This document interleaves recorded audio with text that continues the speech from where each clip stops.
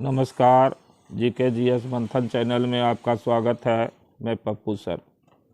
15 दिसंबर 2023 को BPSC द्वारा आयोजित PGT यानी 11-12 क्लास में टीचर की बहाली के लिए जो परीक्षा आयोजित की गई, उस परीक्षा का सोशल साइंस में पॉलिटिकल साइंस जो पार्ट 3 है, पॉलिटिकल साइंस का उसका वीडियो प्रसारित किया जा रहा है। प्रश्न संख्या 71 है। अधिकारों का ऐतिहासिक सिद्धांत यह मानता है कि अधिकार निम्नलिखित में से किसका परिणाम है?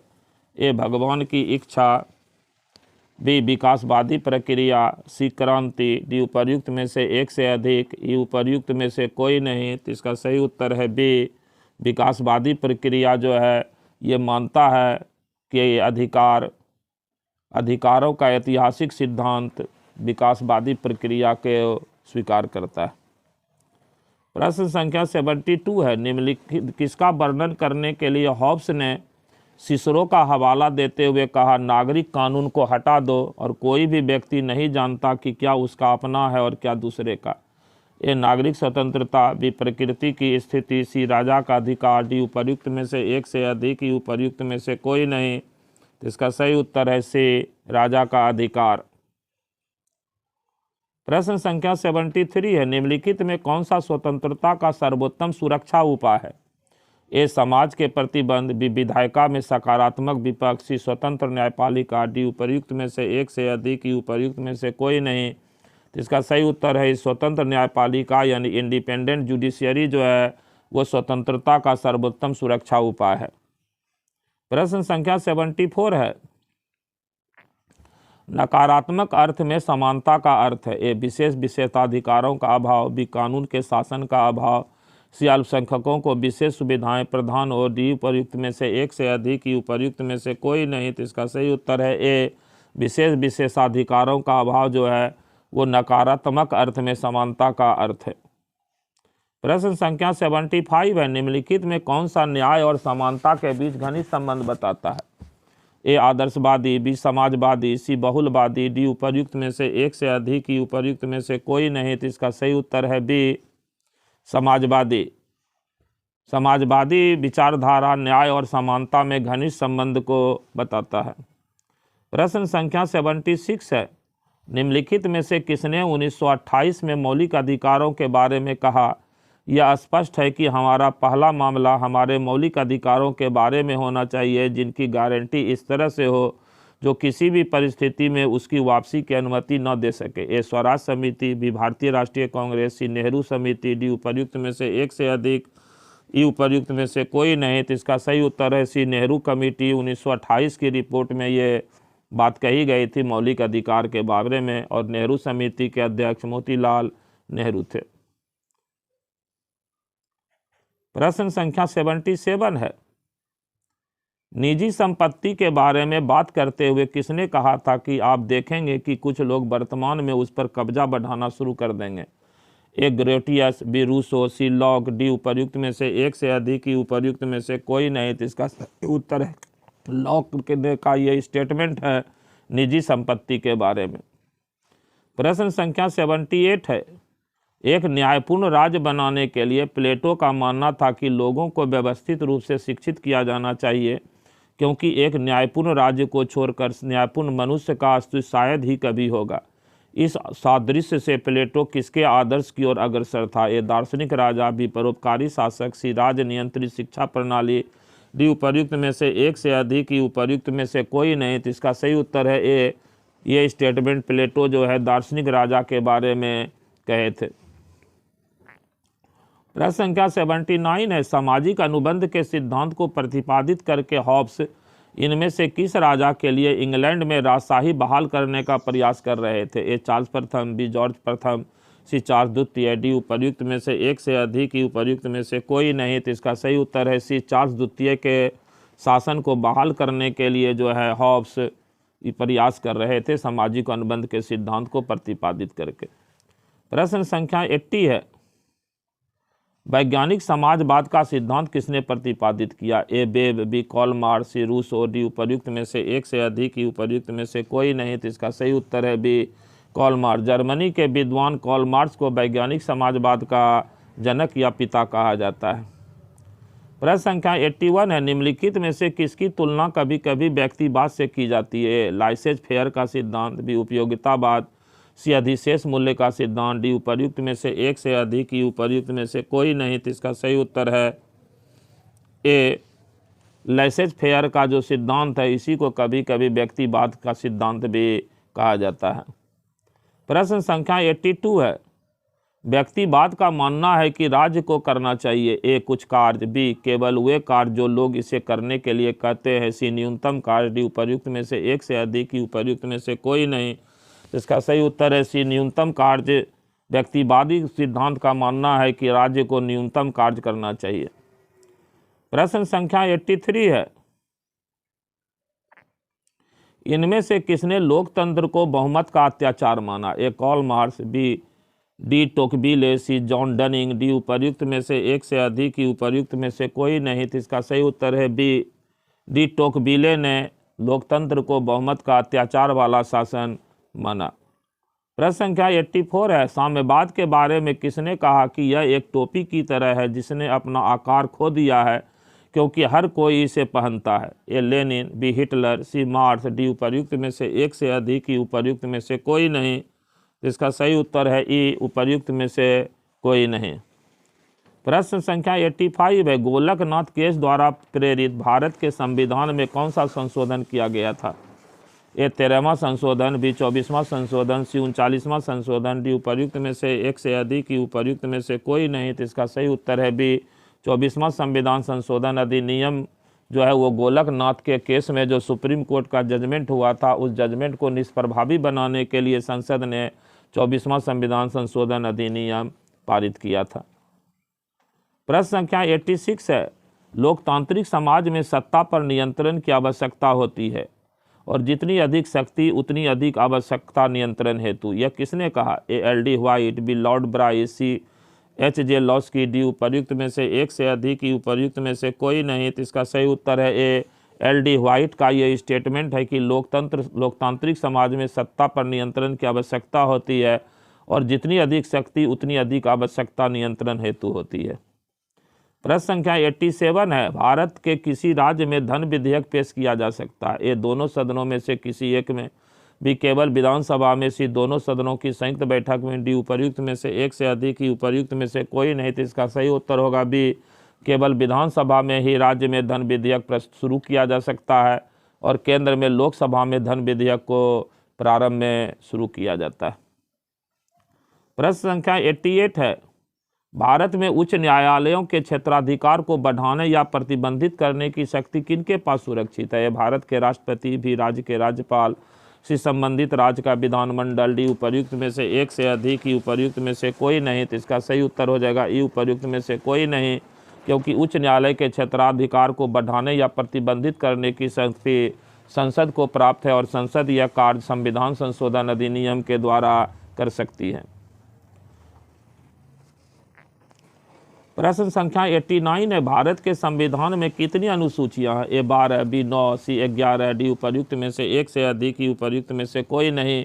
तो इसका सही उत्तर है ए 12। मूल संविधान में अनुसूची की संख्या 8 थी लेकिन वर्तमान में अनुसूची की संख्या 12 हो गई है। प्रश्न संख्या 90 है, भारत में क्षेत्रीय परिषदें निम्नलिखित में से किसके अंतर्गत प्रदान की गई? ए 14वां संशोधन, बी 24वां संशोधन, सी राज्य पुनर्गठन अधिनियम 1956, डी उपर्युक्त में से एक से अधिक, ई उपर्युक्त में से कोई नहीं। तो इसका सही उत्तर है राज्य पुनर्गठन अधिनियम 1956 ईस्वी के द्वारा संविधान में क्षेत्रीय परिषदें स्थापित की गई। प्रश्न संख्या 91 है, भारत में भाषाई प्रभाग 1956 के अंतर्गत राज्यों और केंद्र शासित प्रदेशों की संख्या थी? ए 15 और 5, बी 14 और 6, सी 14 और 8, डी उपर्युक्त में से एक से अधिक, ई उपर्युक्त में से कोई नहीं। तो इसका सही उत्तर है बी 14 राज्य और 6 संघ शासित प्रदेश।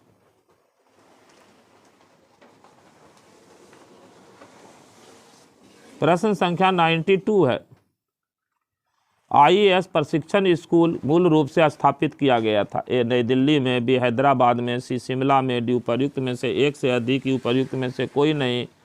तो मूल रूप से ये स्थापित नई दिल्ली में किया गया था, लेकिन वर्तमान में आईएएस ट्रेनिंग सेंटर जो है वो मसूरी में उत्तराखंड राज्य में है।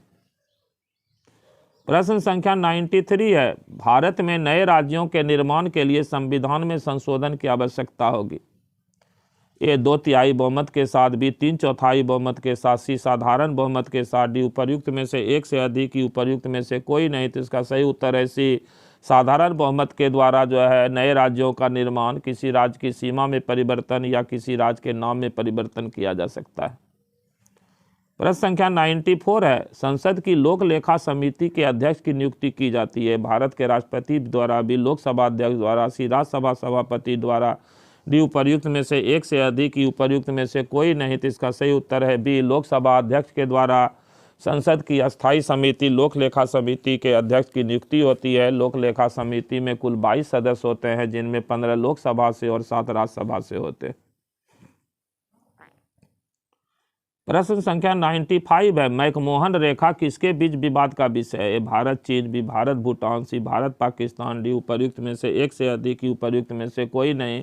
तो इसका सही उत्तर है भारत और चीन के बीच जो सीमा रेखा है उसी को मैकमोहन रेखा कहते हैं।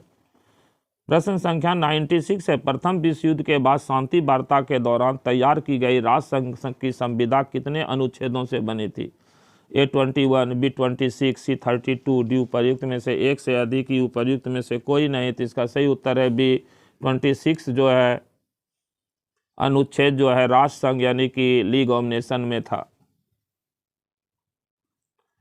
प्रश्न संख्या 97 है, संयुक्त राष्ट्र परमाणु ऊर्जा आयोग की स्थापना हुई थी। ए 1945 में, बी 1946 में, डी सी 1950 में, डी उपर्युक्त में से एक से अधिक, ई उपर्युक्त में से कोई नहीं। तो इसका सही उत्तर है 1946 ईस्वी में संयुक्त राष्ट्र परमाणु ऊर्जा आयोग की स्थापना हुई। प्रश्न संख्या 98 है, किस संकट में संयुक्त राष्ट्र महासभा ने शांति के लिए एकजुटता यूनाइटिंग फॉर पीस प्रस्ताव का सहारा लिया। ए स्वेज संकट 1956, बी कांगो संकट 1960, सी कोरियाई संकट 1950, डी उपर्युक्त में से एक से अधिक, ई उपर्युक्त में से कोई नहीं। तो इसका सही उत्तर है कोरियाई संकट 1950 ईस्वी को में इन्होंने शांति के लिए एकजुटता प्रस्ताव का सहारा लिया था यूएनओ ने। प्रश्न संख्या 99 है, कानून का शासन भारत के संविधान के किस अनुच्छेद में निहित है। ए 17, बी 19, सी 21, डी उपर्युक्त में से एक से अधिक, ई उपर्युक्त में से कोई नहीं। तो इसका सही उत्तर है ई उपर्युक्त में से कोई नहीं। कानून का शासन जो है संविधान के अनुच्छेद 40 में है। 14 में कानून के समक्ष समानता, यही कानून के शासन की स्थापना है। प्रश्न संख्या 100 है, पंचायती राज लागू करने वाला भारत का पहला राज्य कौन सा है। आंध्र प्रदेश, बी राजस्थान, सी ओडिशा, डी उपर्युक्त में से एक से अधिक, ई उपर्युक्त में से कोई नहीं। इसका सही उत्तर है बी राजस्थान राज्य में पहला पंचायती राज लागू किया गया 2 अक्टूबर 1959 ईस्वी को राजस्थान के नागौर जिला में पंचायती राज व्यवस्था लागू किया गया। प्रश्न संख्या 101 है, निम्नलिखित में से कौन सी कृति कार्ल मार्क्स द्वारा नहीं लिखी गई थी। ए गोथा कार्यक्रम की आलोचना, बी कम्युनिस्ट घोषणा पत्र, सी दास कैपिटल, डी उपर्युक्त में से एक से अधिक, ई उपर्युक्त में से कोई नहीं।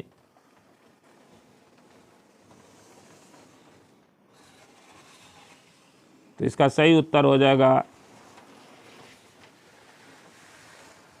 कम्युनिस्ट मैनिफेस्टो और दास कैपिटल। तो ये कार्ल मार्क्स का लिखा हुआ है। गोथा कार्यक्रम की आलोचना ये पता नहीं है और बीपीएससी का आंसर का था एक से अधिक, ये गलत है। तो इसका सही उत्तर हो जाएगा, इसको घेर देते हैं, इसका सही उत्तर नहीं हमको पता है, लेकिन इसका मेरे अनुसार होना चाहिए ये गोथा कार्यक्रम की आलोचना, क्योंकि कम्युनिस्ट घोषणा पत्र और दास कैपिटल दोनों कार्ल मार्क्स की रचना है। प्रश्न संख्या 102 है, किसने कहा संप्रभुता राज्य की सर्वोच्च इच्छा है। A WS Willoughby, WF Willoughby, B John Locke, C J Brown, D उपर्युक्त में से एक से अधिक, ई उपर्युक्त में से कोई नहीं। तो इसका सही उत्तर है WF बिलोबी का स्टेटमेंट है संप्रभुता राज्य की सर्वोच्च इच्छा है। प्रश्न संख्या 103 है, कानून को संप्रभु का आदेश के रूप में किसने परिभाषित किया? ए ब्लैक स्टोन, बी टी.ई. हॉलैंड, सी जॉन ऑस्टिन, डी उपर्युक्त में से एक से अधिक, ई उपर्युक्त में से कोई नहीं। तो इसका सही उत्तर है सी जॉन ऑस्टिन ने कानून को संप्रभु का आदेश के रूप में परिभाषित किया। प्रश्न संख्या 104 है, सबसे बड़ी संख्या का सबसे बड़ा सुख के अर्थ में न्याय की अवधारणा को किसने लोकप्रिय बनाया? ए रूसो, बी बेंथम, सी प्लूटो, डी उपर्युक्त में से एक से अधिक, ई उपर्युक्त में से कोई नहीं। तो इसका सही उत्तर है बेंथम ने सबसे बड़ी संख्या का सबसे बड़ा सुख के अर्थ में न्याय की अवधारणा को लोकप्रिय बनाया।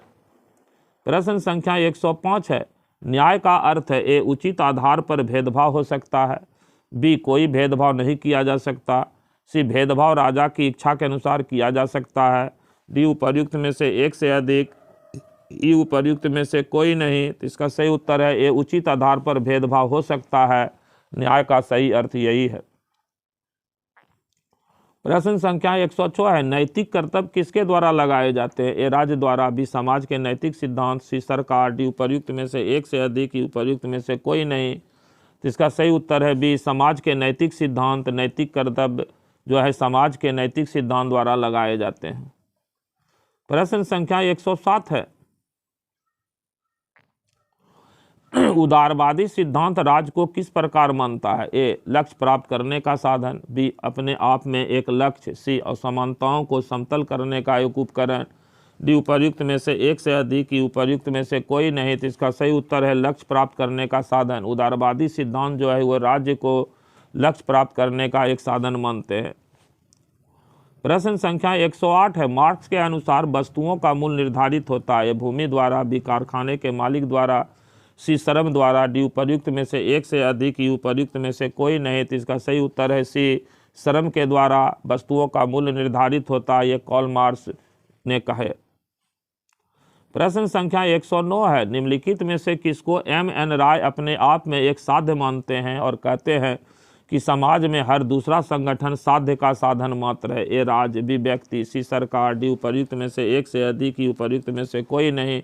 इसका सही उत्तर है बी M.N. राय व्यक्ति को जो है एक साध्य मानते हैं। प्रश्न संख्या 110 है, रूसो की प्रकृति की स्थिति में मनुष्य ए जानता था कि सद्गुण क्या है, बी जानता था कि विकार क्या है, सी नहीं जानता था कि गुण क्या है और पाप क्या है, डी उपर्युक्त में से एक से अधिक, ई उपर्युक्त में से कोई नहीं। तो इसका सही उत्तर है सी नहीं जानता था कि गुण क्या है और पाप क्या है। प्रश्न संख्या 111 है, कानून के पीछे क्या स्वीकृति है? ए विधानमंडल, बी राज्य, सी कानून की अदालतें, डी उपर्युक्त में से एक से अधिक, ई उपर्युक्त में से कोई नहीं। तो इसका सही उत्तर है बी राज। कानून के पीछे क्या स्वीकृति है? ये राज्य की स्वीकृति है। प्रश्न संख्या 112 है, जयप्रकाश नारायण किसके समर्थक थे? ए पार्टी रहित लोकतंत्र, बी संसद के ऊपरी सदन को समाप्त करना, सी संसद में महिलाओं के लिए सीटों का आरक्षण, डी उपर्युक्त में से एक से अधिक, ई उपर्युक्त में से कोई नहीं। इसका सही उत्तर है ए पार्टी रहित यानी दल रहित लोकतंत्र के समर्थक थे जयप्रकाश नारायण। प्रश्न संख्या 113 है, बंगाल का गवर्नर जनरल भारत का गवर्नर जनरल बन गया? ए 1861 के भारत परिषद अधिनियम के बाद, बी 1892 के भारत परिषद अधिनियम के बाद, सी 1833 के चार्टर अधिनियम के बाद, डी उपर्युक्त में से एक से अधिक, ई उपर्युक्त में से कोई नहीं। तो इसका सही उत्तर है सी 1833 ईस्वी के चार्टर अधिनियम के बाद। 1833 के चार्टर एक्ट में यह प्रावधान किया गया था कि बंगाल का गवर्नर जनरल का पद समाप्त कर दिया गया और बंगाल के गवर्नर जनरल के स्थान पर भारत के गवर्नर जनरल पद की शुरुआत हुई। प्रश्न संख्या 114 है, जो सुनता है वही निर्णय लेता, यह सिद्धांत है? ये अंतर्राष्ट्रीय कानून का, भी प्राकृतिक न्याय का, सी हिंदू पर्सनल लॉ का, डी उपर्युक्त में से एक से अधिक, ई उपर्युक्त में से कोई नहीं। तो इसका सही उत्तर है बी प्राकृतिक न्याय का ये सिद्धांत है, जो सुनता है वही निर्णय लेता है, नेचुरल जस्टिस। प्रश्न संख्या 115 है, किसने कहा परमेश्वर जिसने हमें जीवन दिया उसी समय हमें स्वतंत्रता भी दी? ए जेफरसन, बी रूसो, सी लॉस्की, डी उपर्युक्त में से एक से अधिक, ई उपर्युक्त में से कोई नहीं। तो इसका सही उत्तर है ए जेफरसन का कहना था कि परमेश्वर जिसने हमें जीवन दिया उसी समय हमें स्वतंत्रता भी दी। प्रश्न संख्या 116 है, भारत में संसद के किसी सदन का कोरम कितना होता है? सदन की सदस्यता का 1/5, बी सदन की सदस्यता का 1/8, सी सदन की सदस्यता का 1/10, डी उपर्युक्त में से एक से अधिक, ई उपर्युक्त में से कोई नहीं। तो इसका सही उत्तर है सी, सदन की सदस्यता का 1/10, यानी उस सदन की कुल सदस्य संख्या का 1/10 सदस्य का सदन में उपस्थित होना जरूरी है, जिसे कोरम यानी गणपूर्ति कहा जाता है। प्रश्न संख्या 117 है, हैंस जे मोर्गेथाउ के अनुसार अंतर्राष्ट्रीय राजनीति की केंद्रीय अवधारणा है? अंतर्राष्ट्रीय संघर्ष, बी शक्ति, सी अंतर्राष्ट्रीय समझ, डी उपर्युक्त में से एक से अधिक, ई उपर्युक्त में से कोई नहीं। तो इसका सही उत्तर है बी शक्ति। प्रश्न संख्या 118 है, निम्नलिखित में कौन सा सिद्धांत अंतर्राष्ट्रीय राजनीति के अध्ययन में गणितीय मॉडल का उपयोग करता है? सिस्टम सिद्धांत, बी खेल सिद्धांत, सी निर्णय लेने का सिद्धांत, डी उपर्युक्त में से एक से अधिक, ई उपर्युक्त में से कोई नहीं। तो इसका सही उत्तर है बी खेल सिद्धांत अंतर्राष्ट्रीय राजनीति के अध्ययन में गणितीय मॉडल का उपयोग करता है। प्रश्न संख्या 119 है, अंतर्राष्ट्रीय राजनीति का सबसे पुराना सिद्धांत किसे कहा जाता है? उदारवाद, बी आदर्शवाद, सी यथार्थवाद, डी उपर्युक्त में से एक से अधिक, ई उपर्युक्त में से कोई नहीं। इसका सही उत्तर है सी यथार्थवाद जो है अंतर्राष्ट्रीय राजनीति का सबसे पुराना सिद्धांत है। प्रश्न संख्या 120 है, MAD शब्द किसका संक्षिप्त रूप है? A mutually assured destruction, B man against drum, C medley attack to destroy, D उपर्युक्त में से एक से अधिक, ई उपर्युक्त में से कोई नहीं। तो इसका सही उत्तर है ए म्यूचुअली एश्योर्ड डिस्ट्रक्शन। प्रश्न संख्या 121 है, किसने कहा था कि नौकरशाही संसदीय लोकतंत्र की कीमत है? A FM Marx, B Herbert Morrison, C Ramsay Muir, D उपर्युक्त में से एक से अधिक, ई उपर्युक्त में से कोई नहीं। तो इसका सही उत्तर है बी हर्बर्ट मॉरिसन का ये स्टेटमेंट है कि नौकरशाही संसदीय लोकतंत्र की कीमत है। प्रश्न संख्या 122 है, उत्तर दक्षिण विभाजन का विचार किस रिपोर्ट के द्वारा लोकप्रिय हुआ? A Churchill report, B Marshall report, C Brandt report, D उपर्युक्त में से एक से अधिक, ई उपर्युक्त में से कोई नहीं। तो इसका सही उत्तर है सी ब्रांट रिपोर्ट के आधार पर उत्तर दक्षिण विभाजन का विचार लोकप्रिय हुआ था। प्रश्न संख्या 123 है, सभ्यताओं का संघर्ष इस विश्वास पर आधारित है कि 21वीं सदी में संघर्ष होंगे? ए वैचारिक कारण से, बी सांस्कृतिक कारण से, सी आर्थिक कारण से, डी उपर्युक्त में से एक से अधिक, ई उपर्युक्त में से कोई नहीं। तो इसका सही उत्तर है बी सांस्कृतिक कारणों से। प्रश्न संख्या 124 है, अल्पसंख्यक अधिकारों का उद्देश्य है? मानवाधिकारों की सार्वभौम घोषणा में, बी आर्थिक, सामाजिक और सांस्कृतिक अधिकारों पर अंतर्राष्ट्रीय समझौता में, सी नागरिक और राजनीतिक अधिकारों पर अंतर्राष्ट्रीय समझौता में, डी उपर्युक्त में से एक से अधिक, ई उपर्युक्त में से कोई नहीं। तो इसका सही उत्तर है सी नागरिक और राजनीतिक अधिकारों पर अंतर्राष्ट्रीय समझौता में अल्पसंख्यक अधिकारों का उल्लेख है। प्रश्न संख्या 125 है, बहुसंस्कृतिवाद निम्नलिखित में से किसके विशेष अधिकारों की रक्षा करना चाहता है? ए जातीय समूह का, बी भाषाई समूह का, सी सांस्कृतिक समूह का, डी उपर्युक्त में से एक से अधिक, ई उपर्युक्त में से कोई नहीं। तो इसका सही उत्तर है डी उपर्युक्त में से एक से अधिक बहुसंस्कृतिवाद अधिक जो है विशेष अधिकारों की रक्षा करना चाहता है। प्रश्न संख्या 126 है, अनुच्छेद 352 के तहत भारत में राष्ट्रीय आपातकाल के दौरान किस अधिकार को निलंबित नहीं किया जा सकता? ए संपत्ति का अधिकार, भी बोलने और अभिव्यक्ति की स्वतंत्रता का अधिकार, सी कानून के समक्ष समानता का अधिकार, डी उपर्युक्त में से एक से अधिक, ई उपर्युक्त में से कोई नहीं। इसका सही उत्तर है ए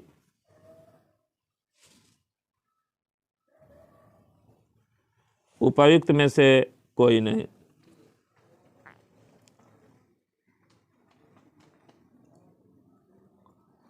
प्रश्न संख्या 127 है, इनमें से किस विद्वान ने स्वतंत्रता के बाद प्रारंभिक वर्षों में भारत में पार्टी प्रणाली को एक पार्टी प्रभुत्व प्रणाली के रूप में वर्णित किया?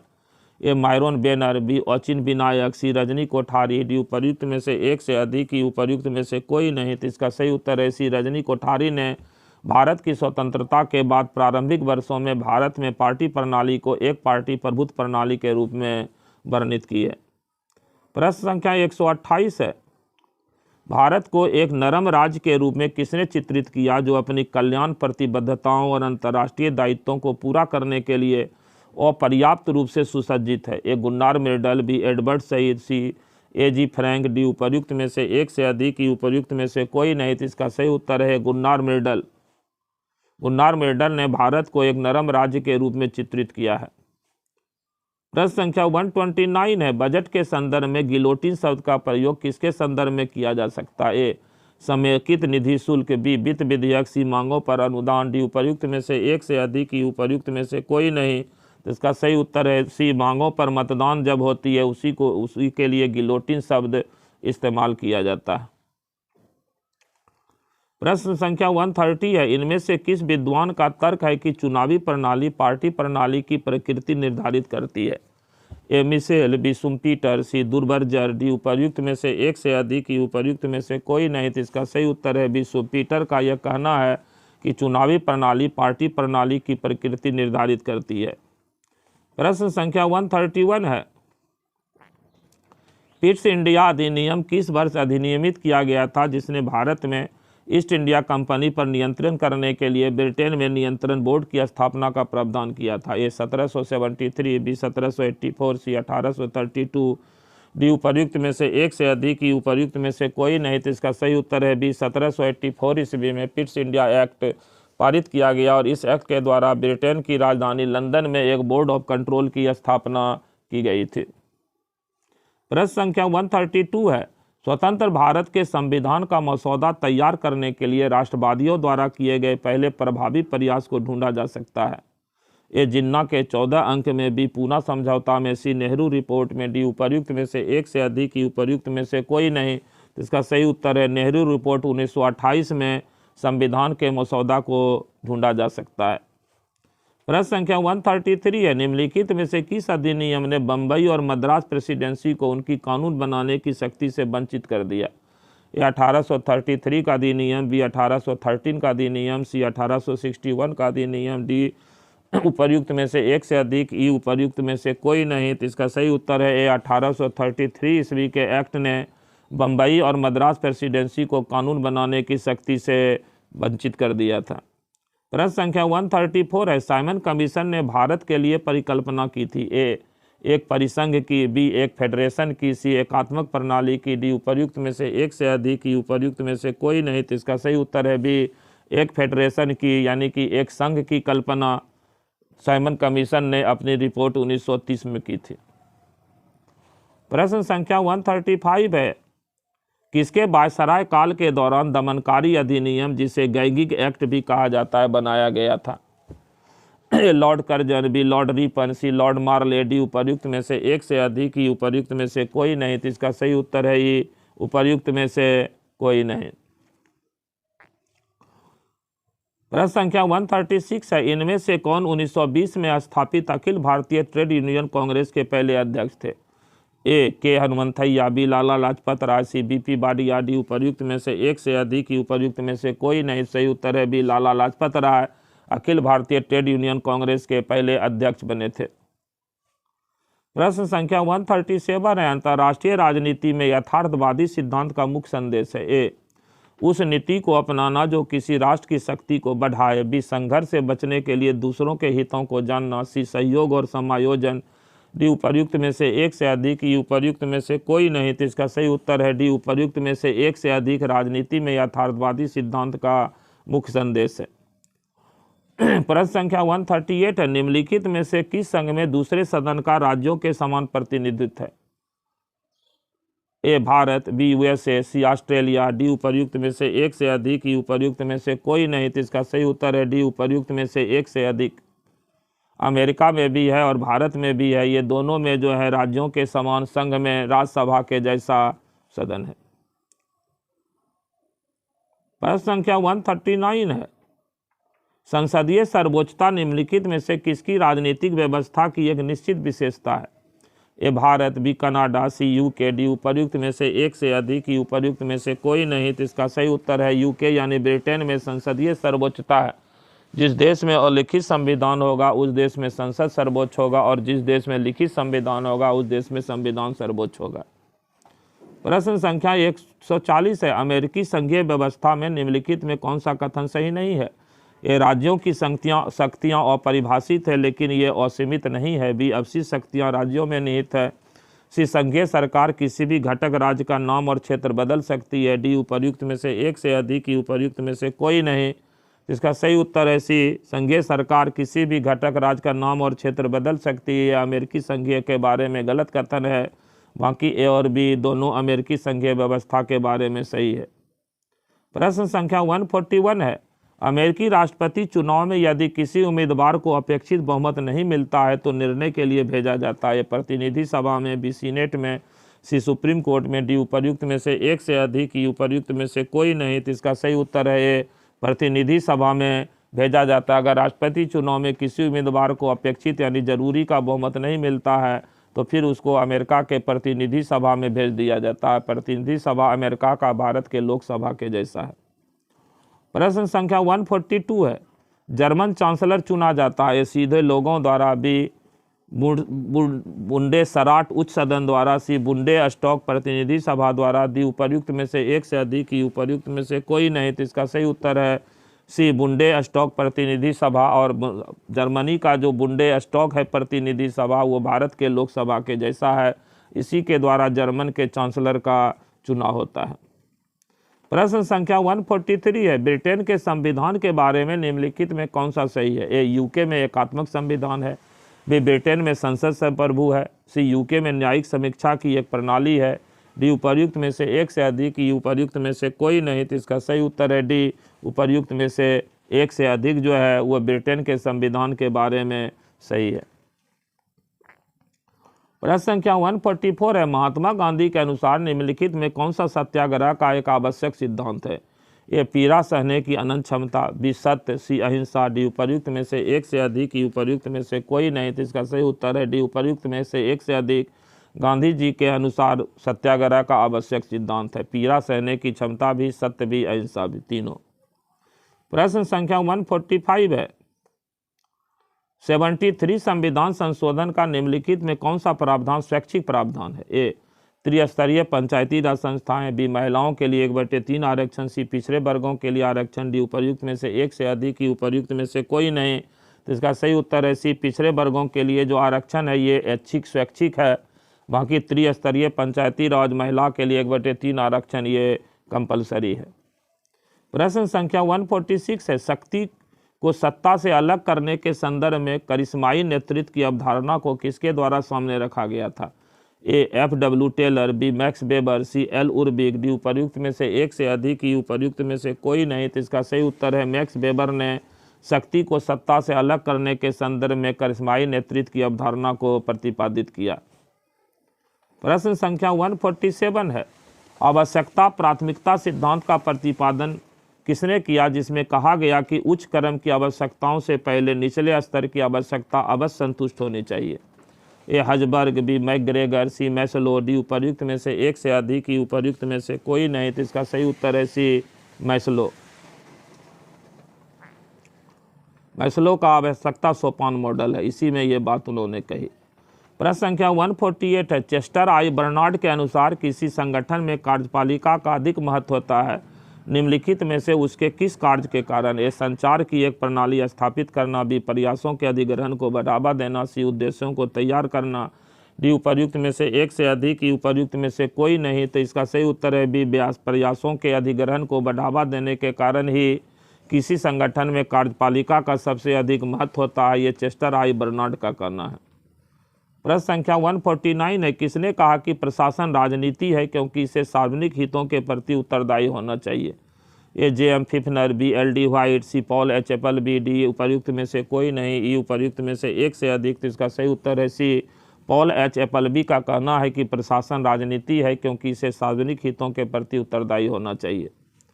और अंतिम प्रश्न है 150, पदानुक्रम के सिद्धांत के संबंध में निम्नलिखित में कौन सा सही नहीं है। ए यह प्राधिकार के प्रत्यायोजन की सुविधा प्रदान करता है, बी यह समन्वय में मदद करता है, सी यह श्रेष्ठ अधीनस्थ संबंध को रोकता है, डी उपर्युक्त में से एक से अधिक, ई उपर्युक्त में से कोई नहीं। तो इसका सही उत्तर है सी यह श्रेष्ठ अधीनस्थ संबंध को रोकता है। ये पदानुक्रम के सिद्धांत के संदर्भ में गलत है। बाकी ए और बी सही है कि यह प्राधिकार के प्रत्यायोजन की सुविधा प्रदान करता है और बी यह समन्वय में मदद करता है। इस वीडियो में इतना ही। जय हिंद, जय भारत, नमस्कार।